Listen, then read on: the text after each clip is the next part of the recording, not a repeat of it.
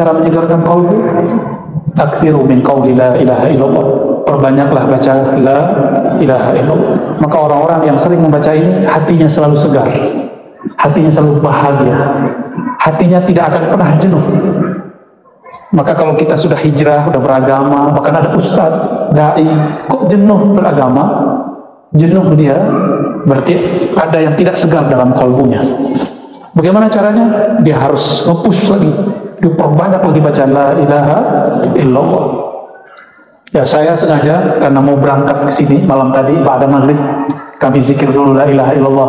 Ini bukan untuk pamer, tapi tahaddus bin ni'mah, sebagai tanda syukur kepada Allah. Allah izinkan lidah yang hina ini membaca nama Allah, la ilaha illallah. Kami ada bertiga, berempat, pada maghrib langsung tahlil 1000. Kami menyebutnya tahlil 1000. Di Aceh disebut ratib 1000. Di Sunda apa namanya? Apa? Wirid Sarewu. Nah, itu tuh. Kasih nama ya. Nanti teman-teman pengawasan, khususnya pengawasan Alpis, buat sekali seminggu. Wirid Sarewu. Benar, Sarewu. Kalau Jawa apa? Sewu. Sewu apa sewu? Itu cuma namanya 1000. Boleh kurang, boleh lebih. Itu hanya menunjukkan banyak. Dan saya merasakan berkahnya. Karena sebenarnya badan saya belum fit ketika berangkat ke sini. Kita diberi hadiah oleh Allah, dibersihkan perut. Yang keluar cuma air 2 hari, alhamdulillah ya. Jadi kalau tenaga saya kurang kuat, mohon dimaklumi ya, karena kita sudah janji lama. Tapi nikmat, maka saya selalu minum air lebih banyak. Jika air itu menyegarkan badan, maka la ilaha illallah menyegarkan kalbu. Jadi orang yang kurang la ilaha illallah, kalbunya tidak segar, maka marah-marah terus, beragamanya marah-marah, di kantornya marah-marah, dagangnya marah-marah, berusahanya marah-marah. Hati-hati. Nah, maka harus dimasukkan la ilaha illallah, harus benar-benar masuk, harus benar-benar masuk ya. Ada yang tersinggung nggak? Kalau tersinggung, alhamdulillah, berarti pas nyinggungnya ya. Alhamdulillah ya. Saya bawa kitab, tapi bentuknya PDF, karena sekarang kalau bawa kitab banyak-banyak nggak muat di mobil, jadi bawanya masukin ke alat media aja. Kitab yang, karena ini masjid baru, saya sengaja buka kitab yang belum pernah saya kaji selama ini secara terbuka, yaitu kitab Al-Hikam. Cuma bukan Hikam Ibnu Athaillah, Hikam yang lebih awal dari Imam Ibnu Athaillah, namanya Hikam Al-Ghawthiyah. Kan namanya pengausan. Maka namanya bukan cocok logi, Al-Hikam Al-Ghawthiyah ya. Kalau orang bertanya, kok disebut ngaos? Ngaos sama ngaji, coba tanya orang Jawa, belum Sunda dulu nih. Dalam bahasa Jawa, ngaos itu lebih halus dari ngaji. Habis kursus sama istri orang Jawa. Di Sunda juga disebut pengaosan, itu bahasa halus.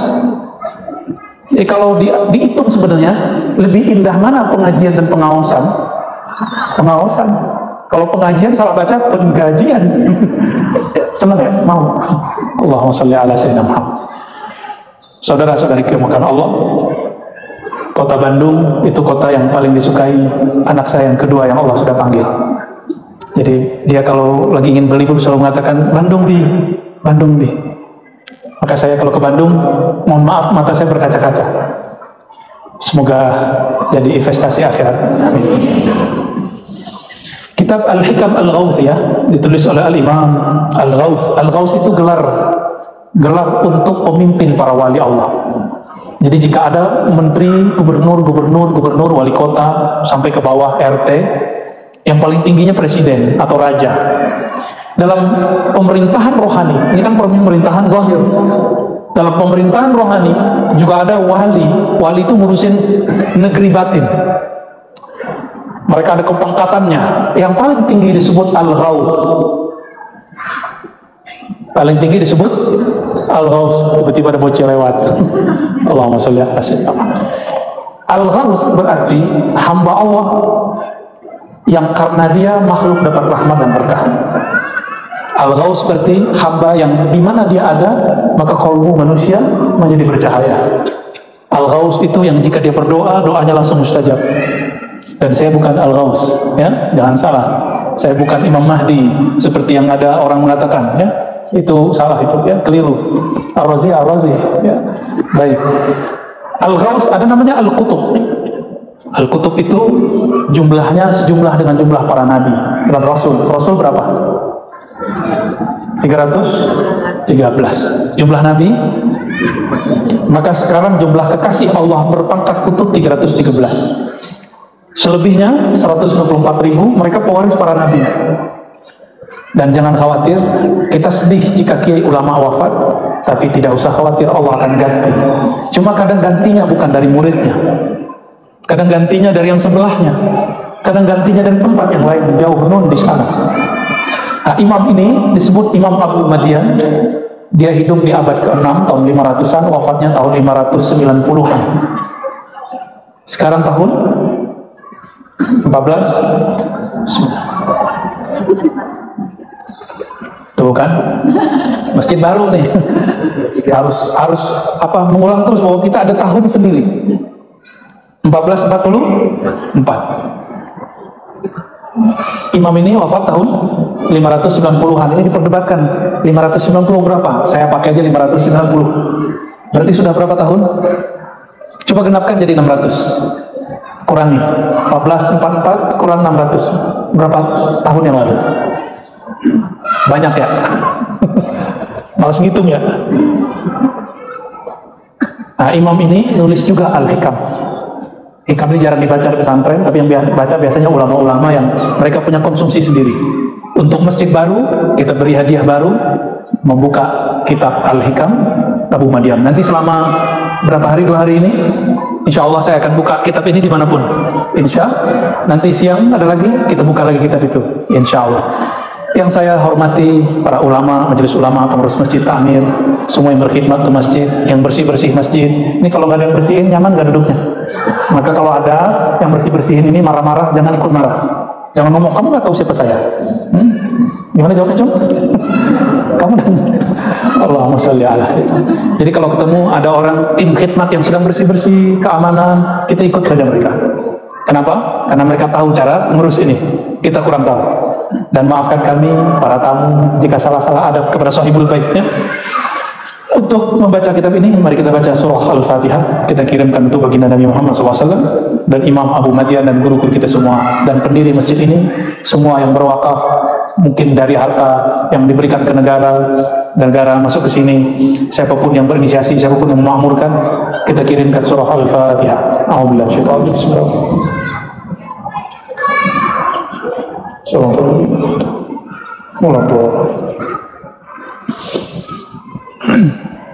Semua kita cinta Al-Quran. Al-Quran itu secara teks sudah berakhir 114 surat dan sudah tidak turun lagi.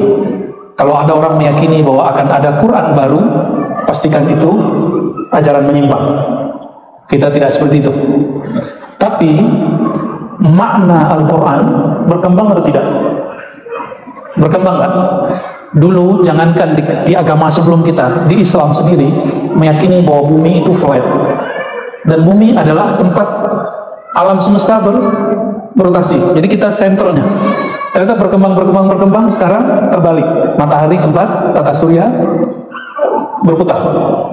Kita nggak tahu lagi nanti ada pertemuan baru. Maka orang meyakini bumi flat, bumi diam, alam yang berkeliling, atau yang sebaliknya, itu tidak berkaitan dengan agama. Itu berkaitan dengan pemahaman terhadap teks.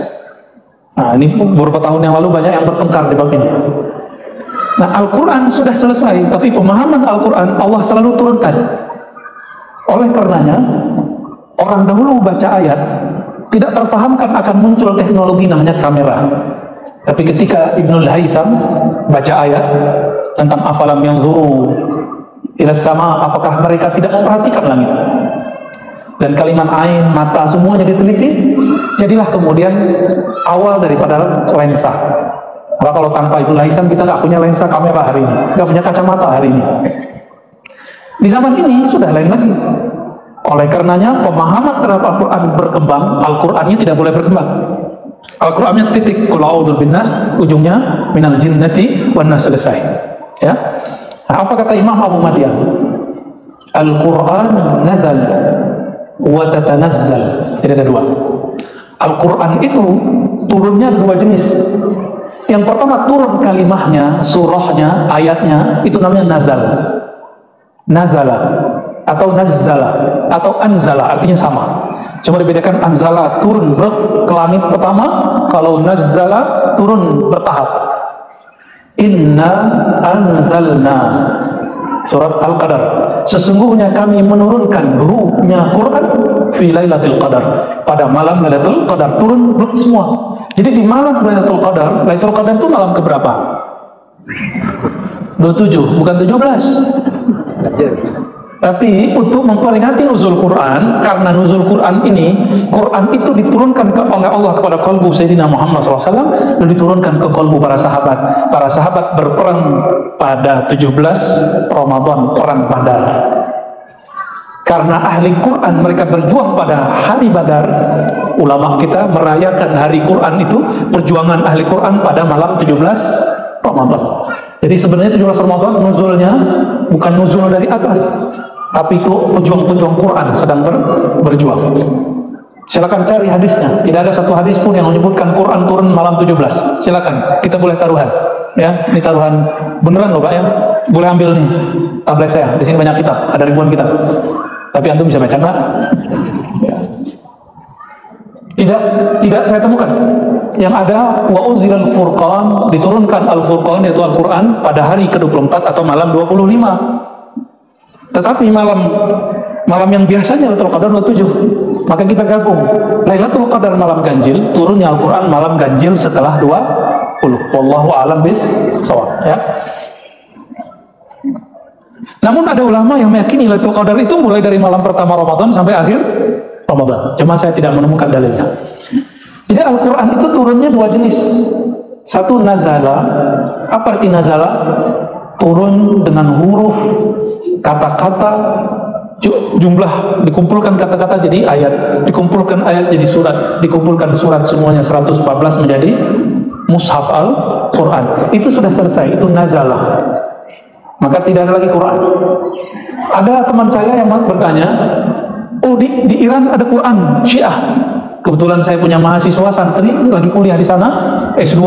Saya tanya, betul ada Quran? Oh enggak ada Quran baru enggak? Sama, Qurannya sama. Berarti tidak ada. Mau di sana di sini sama. Di sana dan di sini sama. Lalu yang kedua, ini yang bagian kita. Kalau nazala atau nazala turun ke Nabi Muhammad SAW. Jadi kalau nazala turunnya kemana? Allah turunkan ke Lauh Mahfuz, ke Sayyidina Jibril, lalu ke Nabi Muhammad SAW. Tapi Allah juga langsung ke Nabi Muhammad SAW. Ada yang langsung. Bahkan sebenarnya Quran itu langsung diturunkan kepada Nabi Muhammad SAW, sedangkan secara huruf per hurufnya baru diturunkan lewat Nabi, lewat malaikat Jibril. Nah, yang bagian kita, ini yang menarik sebenarnya untuk zaman ini, yaitu tanazzala. Apa kita nazzal? Bahwa Quran yang sudah sempurna itu, kita sempurna nggak? Ini yang hadir sudah sempurna belum? Belum. Memahami Qurannya sempurna nggak? Coba ada berapa orang di sini ambil misalnya saya ambil 10. Dari 10 suruh baca Quran, surah Al-Fatihah, disuruh memaknai. Maka masing-masing akan beda cara memaknainya. Apakah pemaknaan itu sudah berhenti? Maka ketika orang ngomong hanya pemahaman ini yang benar, sedangkan pemahaman yang lain salah, nah, itu mereka gagal paham di bab nazala dan tanazzala. Ini yang sering saya sampaikan sebelum kita masuk ke bab qalbunya. Quran suci, benar? Benar Quran suci? Kalau Ar-Razi baca Al-Quran suci nggak? Saya suci nggak? Enggak, saya nggak suci. Yang suci cuma Allah, Rasulullah. Tapi kalau Allah sucikan saya, baru saya bisa menyentuh Al-Quran. Maka disebut la yamassuhu illal mutahharun.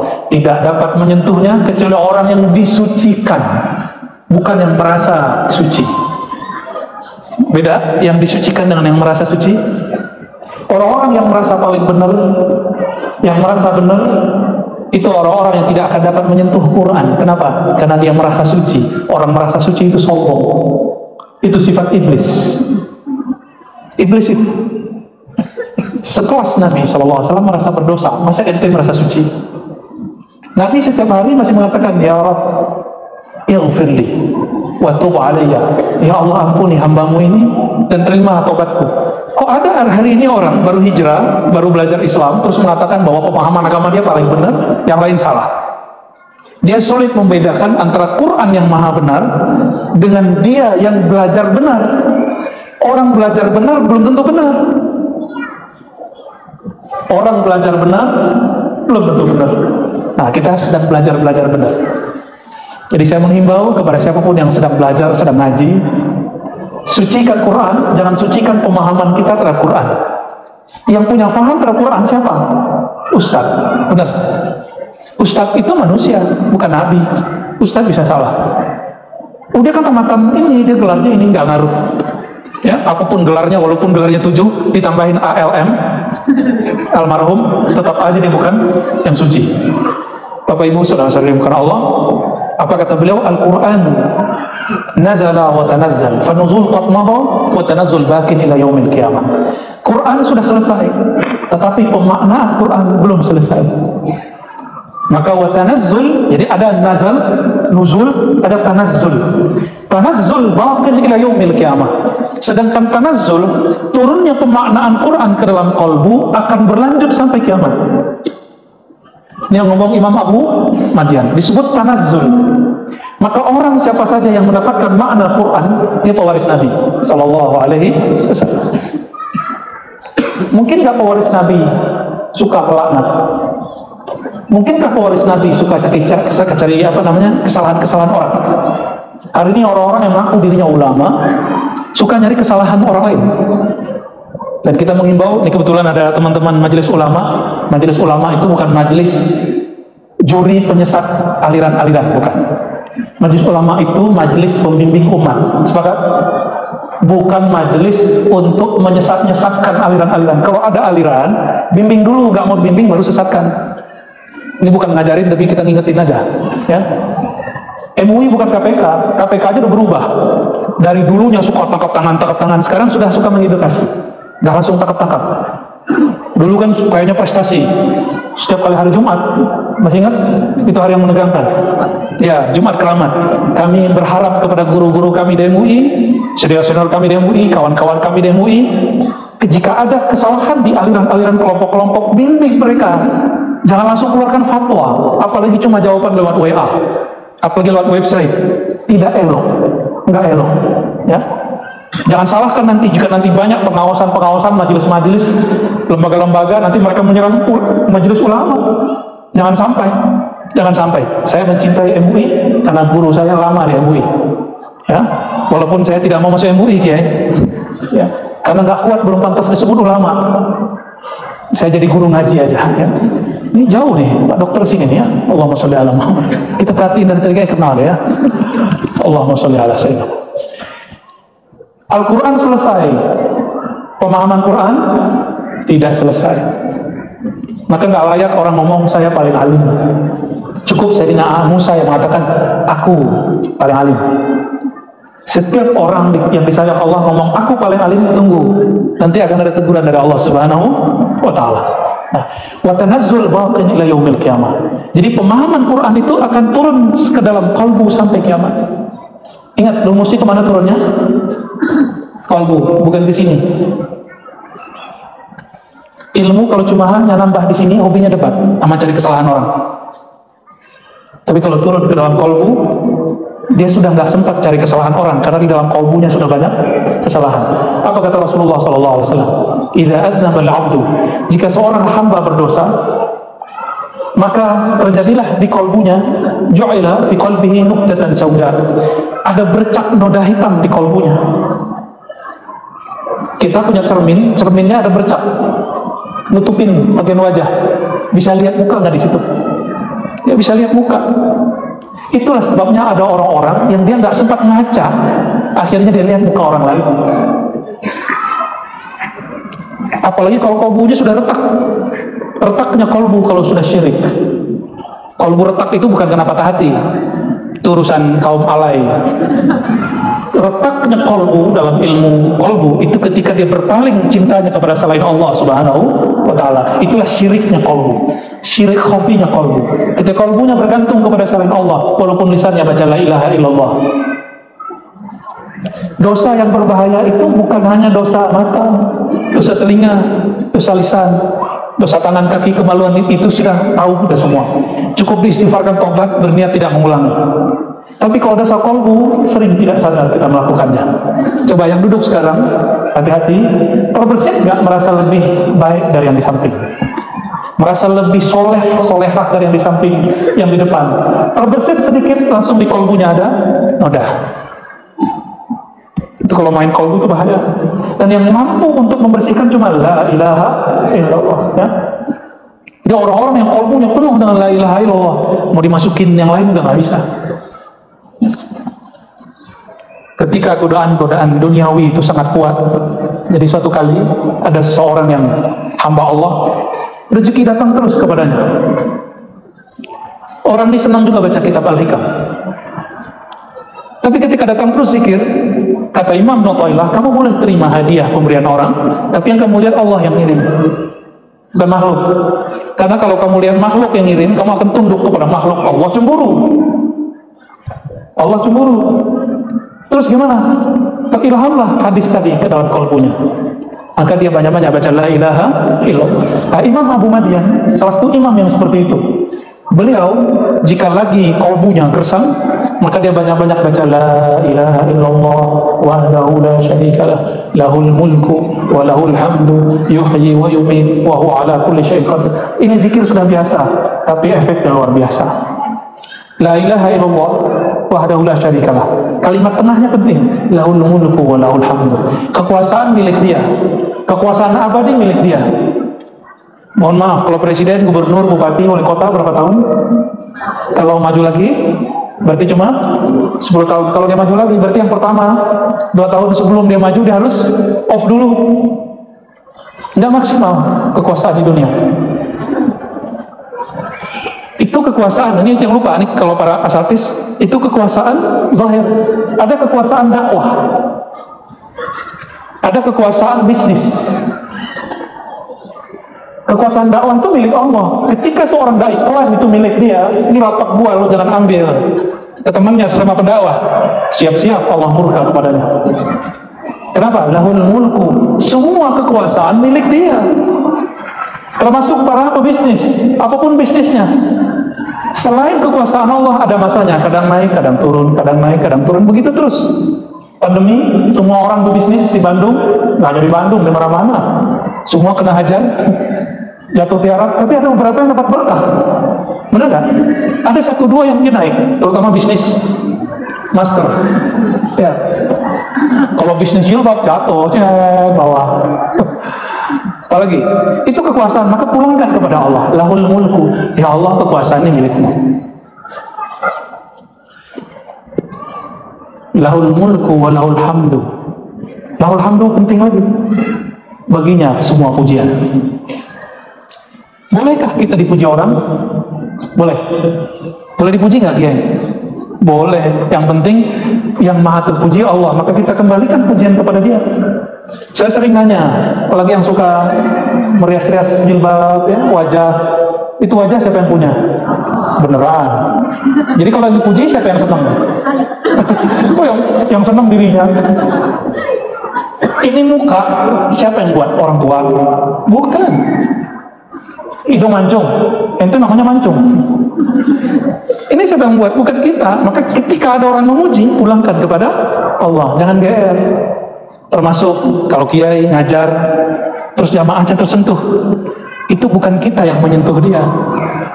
Siapa yang menyentuh dia? Yang punya kolbu. Jadi apapun yang masuk ke dalam kolbu itu Allah yang izin. Maka bersyukur kepada Allah Subhanahu wa Ta'ala. Jadi saya boleh terima pujian, teman-teman yang hadir ini boleh terima pujian, syaratnya satu, kembalikan pujian kepada Allah. Seandainya kita nggak dipuji, kita akan mengatakan, ya Rob, benar, aku memang tidak terpuji. Yang terpuji hanya Engkau. Sepakat? Masih marah dibully orang? Ngamuk dibully orang? Berarti nggak lolos baca la ilaha illallah wahdahu la syarikalah lahul mulku wa lahul hamdu. Itu yang modal awal. Ini bacaan udah dibaca sedari TK, tapi udah tua kok masih nggak paham juga. Silakan baca ini dirasa-rasakan.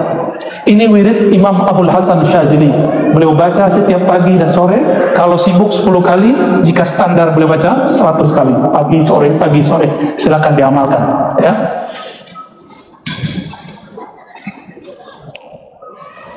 Jadi ilmu Al-Quran turunnya kepada qalbu Nabi. Maka yang dapat mewarisi ilmu Quran itu hanya orang-orang yang qalbunya dibersihkan dari selain cinta kepada Allah dan Rasulullah SAW. Maka berkatalah Imam Ibnu Alan Ad-Dimashqi, inna salika idza zakka nafsahu wa qalbah. Seorang murid, seorang hamba, jika dia bersihkan kalbunya, zahirnya, maka Allah akan isi dengan yang bersih. Nah, ini sering kita kasih contoh. Ini gelas kalau kotor, ada tai di dalamnya, dimasukin jus paling kita suka, mau nggak? Nggak mau. Airnya bagus, gelasnya bersih, tahu alat masuk, mau minum? Nggak mau. Paham maksudnya? Maka harus dikuras lagi, diistighfarkan lagi, diisi lagi dengan la ilaha illallah. Begitu terus, dan harus setiap hari. Yang masih galau ada nggak? Hah? Yang masih galau ada nggak? Ya usah angkat tangan deh. Obat galau itu cuma la ilaha, nggak ada lagi. Saya sudah cari kemana-mana, kan kita pernah galau juga. Sampai sekarang juga masih galau. Allahumma sholli ala sayyidina Muhammad.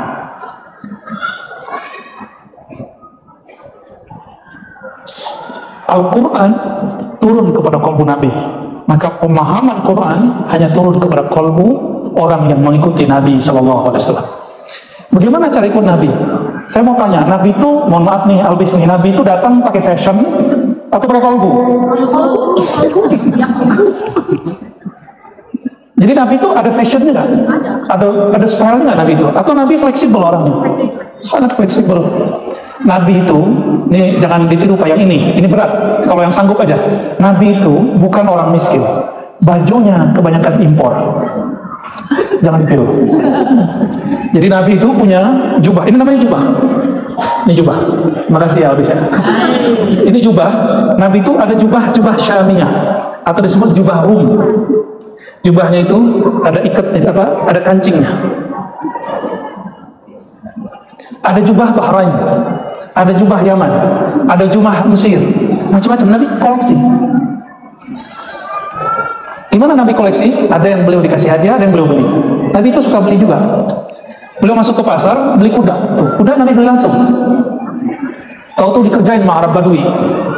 Udah beli, kata orang Badui, ente belum beli. Dia nggak tahu yang diajak ngomong adalah Rasulullah SAW. Nabi itu sering masuk. Karena Nabi ini dulu pedagang, jadi suka bertransaksi. Apa kata orang Arab Badui? Muhammad, yamshi fil aswaq, kata mereka. Apa-apaan Muhammad? Kok seorang Nabi jalan-jalan di pasar? Kok Nabi suka belusukan gitu? Tapi Nabi belusukan bukan pencitraan. Nabi itu belusukan asli rohaninya. Allahumma sholli ala sayyidina Muhammad. Jadi kalbu Nabi yang ditiru, karena kalbu nggak berubah, kalbu beliau. Kalbu kita yang berubah-ubah. Kalau style boleh berubah kan? Cobalah tanya orang-orang yang buat fashion. Setiap tahun pasti berubah. Apalagi yang nambah. Kita bilang biasa aja, ditambahin lagi ya kan? Emang begitu. Nabi SAW memakai jubah orang-orang yang dulu dipakai oleh pendeta-pendeta di Rum.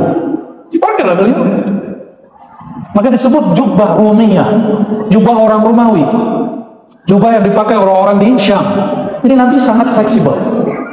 Ketika Mekah masih musyrik, Nabi tidak mau ngikutin model rambut orang musyrik. Orang musyrik itu rambutnya belah tengah atau belah samping. Maka belum ngikutin ahli kitab ke belakang. Jadi nggak benar kalau ada ustadz kiai mengatakan bahwa Nabi tidak pernah ngikutin model selain bangsa dan Arab. Ada hadisnya Sahih Bukhari Muslim. Beliau mengatakan inni uhibbu an attabi'a ahli kitab fima lam yu'mar. Aku suka mengikuti ahli kitab selama itu tidak ada perintahnya. Jadi Nabi itu stylish. Jadi para kiai jaga modelnya. Pakai sarung tapi yang rapi. Tapi kiai saya punya model yang dahsyat. Kiai kami ahli hadis, Kiai Ali Mustafa Yaqub, bajunya kemana-mana putih. Kalau putih nggak ditanyain, nggak dilihatin merek siapa kan nggak bisa dicek. Enaknya pakai baju putih Pak. Maka saya pakai baju putih. Khawatir nanti teman-teman di sini kasih dipakai jubah. Allahumma sholli ala sayyidina Muhammad. Kenapa Imam Abu Madian berani mengatakan Quran yang diturunkan kepada Nabi Muhammad SAW sudah selesai, tapi makna Quran belum selesai, terus turun. Ini kan berani ngomong gitu, karena beliau pernah mengatakan berdasarkan hadis Nabi, istafti qalbak. Jadi ada orang datang kepada Rasulullah SAW dan bertanya, wahai Rasulullah, kalau aku punya masalah, sedang engkau tidak ada, ulama tidak ada, kira-kira begitu kalau diterjemahkan secara bebas. Apa jawaban beliau? Engkau punya kolbu, mintalah fatwa ke dalam kolbu. Sayang sekali para dai, para ustadz tidak mencontohkan itu, sehingga jamaah tidak berpikir dengan kolbunya, mereka berpikir dengan emosinya. Kita doakan semoga ulama kita, doakan saya juga, semoga kami termasuk orang berpikir dengan kolbu. Amin rabbal alamin. Gimana mau berpikir dengan kolbu? Kolbu tidak pernah dilatih. Maka berkata beliau di bagian tengah sini, apa kata beliau? Ini teguran buat kami, buat kita semua. Man u'tiya lazzatal munajah. Siapa yang diberikan kelezatan bermunajat kepada Allah, muni'a ainuhu minan naum, maka matanya selalu terhalang untuk banyak tidur. Malam tadi banyak tidur atau zikir? Kenapa nonton bisa lama? Nonton apa? Netflix, YouTube, sama dapat ya. Tapi jangan buat Allah cemburu, jangan buat Rasulullah SAW cemburu. Rasulullah itu cinta sama kita, masa kita nggak cinta sama dia? Rasulullah mau berpisah ruh dengan badannya yang disebut kita. Duhai umatku, masa kita mau tidur, mau berpisah nyawa ini sejenak, yang disebut malah yang ditonton Allah? Ya salah, kita nggak habis pikir. Lalu nanti mau minta syafaat Rasulullah, mau tidur nggak ingat Rasulullah, bangun tidur nggak ingat Rasulullah. Cara ingat Rasulullah, amalkan sunnahnya Sallallahu Alaihi Wasallam. Sunnah Nabi sebelum tidur berdoa, itu yang diajarin di TK. Bener, sunnah Nabi sebelum tidur itu panjang. Nih coba lihat, cara Nabi tidur, cara wali tidur itu beda. Kata beliau, jika engkau hendak tidur, fa'asbihil wudu, maka sempurnakanlah wudu, kawudu'ika lis-shalah, seperti wudu'mu untuk sholat. Bertanyalah orang Bandung bermazhab Syafi'i, Buya, Ustadz, Kiai, kepada para Kiai, kami kan mazhab Syafi'i, kalau udah punya istri bersentuhan kan batal. Tuh lupa dia, ini wudu'mu tidur, bukan wudu' mau sholat. Peluk-peluk aja nggak apa-apa, salam-salam dicium nggak ada masalah. Itu bagian daripada tanda cinta. Ketika kita sudah berkeluarga, batal nggak? Kalau mau sholat wudu lagi, tapi kalau di luar sholat zikir baca Quran nggak perlu wudu. Jadi Nabi sebelum tidur ngapain? Wudu. Wudu yang pertama dibersihin apa? Tangan dulu, yang sunnah. Terus yang rukunnya wajah. Kenapa wajah? Wajah kita biasanya berminyak, benar ya? Benar nggak? Apalagi kalau kurang-kurang cairan, maka dia akan mengeluarkan keringat supaya dia stabil. Maka kalau lihat wajah saya mengkilat, itu bukan Nur Muhammad, itu bukan. Ya, itu karena kurang minum, itu Allah Masya.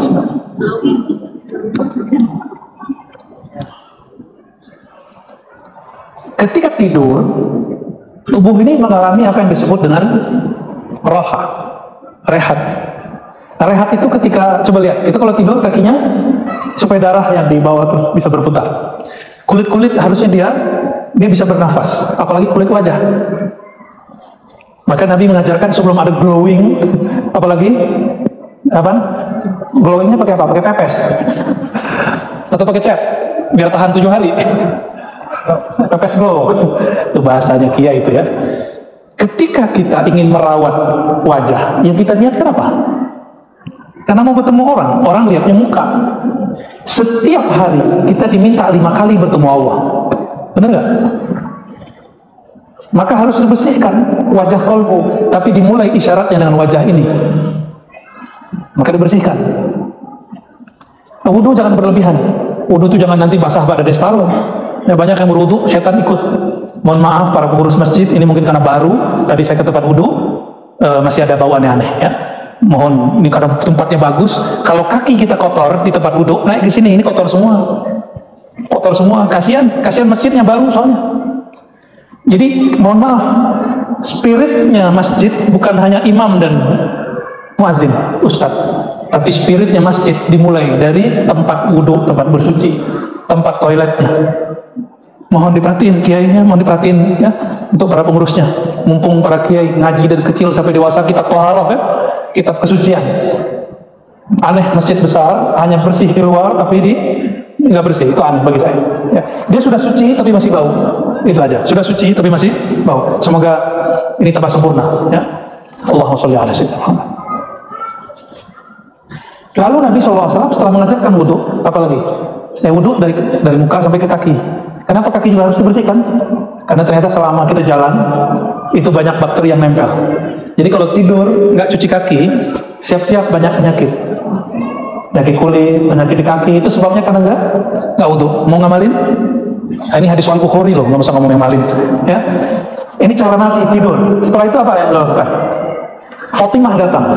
Kata Sayyidah Fatimah radhiyallahu taala anha, "Ya abati, wahai ayahandaku, jika engkau berkenan, berikanlah aku seorang pelayan." Yang bisikin siapa? Sayyidina Ali. Kata Sayyidina Ali, karena sayang kepada istrinya, Dek Fatimah. Kalau orang Sunda berapa? Neng Timah gitu ya. Neng Ipat. Nah, Neng Ipat minta tuh ke apa? Beliau bawa banyak pelayan dan budak dari luar. Minta satu aja.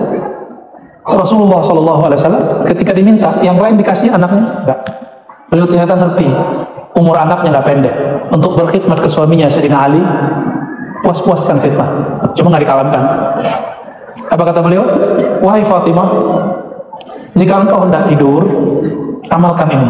Ini lebih baik daripada engkau punya pelayan. Subhanallah, alhamdulillah, Allahu Akbar, masing-masing 33, Allahu Akbarnya 34. Pulang-pulang, Sayyidina Ali sudah senang, dikira bawa pembantu, bawa pelayan, bawa asisten. Ternyata yang dibawa apa? Nah, inilah para sahabat Nabi, keluarga Ahlul Bait Rasulullah SAW. Mereka jika dikasih duit, dikasih ilmu dari Rasul, mereka pilihnya mana? Yang Ahlul Bait dan keluarga inti dan sahabat-sahabat yang paling dekat kepada Rasulullah. Ada uang, ada hadis Nabi. Mana yang mereka pilih? Hadis Nabi. Kalau orang Bandung pilihnya apa? Ada amplop, ada hadis. Pilih mana? Dua-duanya. Pilih itu salah satu. Kalau duit bisa habis gak? Ilmu itu sifat Allah, akan kekal bersama Allah. Maka siapa yang ingin dikekalkan Allah, bersamalah dengan sifatnya. Sayyidah Fatimah kemudian mengamalkan itu dan mengatakan, wahai suamiku tercinta, ayahandaku memberi hadiah lain yang lebih mulia, yaitu subhanallah 33, alhamdulillah 33, Allah Akbar 33, tapi genapkan 34. Mau ngamalin? Disebut dengan zikir Fatimah. Ini hadis Sahih Bukhari dan Muslim. Disebut zikir Fatimah, tapi yang mengamalkan Sayyidina Ali. Kata Sayyidina Ali, seumur hidupku aku tidak pernah tinggalkan amalan ini. Hatta ketika kami musim perang terparah yang pernah dialami beliau, namanya perang Siffin. Itu perang dunia terbesar saat itu. Sayyidina Ali mengatakan, biasanya aku baca di awal malam. Ini aku baca sebelum subuh. Qadha namanya. Salaful Sayyidina Ali masih mengqadha amalan sunnahnya. Padahal dia sudah wali Allah, sudah sahabat Rasulullah, mantu Rasulullah, sahabat Nabi Rasulullah SAW, saudara sepupu Rasulullah SAW. Maka dia babul ilmi. Sayyidina Ali itu kalau diam-diam aja sudah pintu ilmu. Nggak perlu ngapa-ngapain beliau itu, cukup amalan-amalan biasa aja. Tapi beliau masih ngamalin itu. Mau bertemu Sayyidina Ali, Sayyidah Fatimah nanti di surga, sebelum ke surga di padang mahsyar, mau amalkan di sebelum tidur. Ya, amalkan. Nggak perlu ijazah, langsung amalkan. Karena hadisnya sahih dan hadisnya terbuka, langsung diamalkan. Sebelum tidur berapa kali? Subhanallah, alhamdulillah, Allahu Akbar. Satu subhanallah, satu pohon di surga.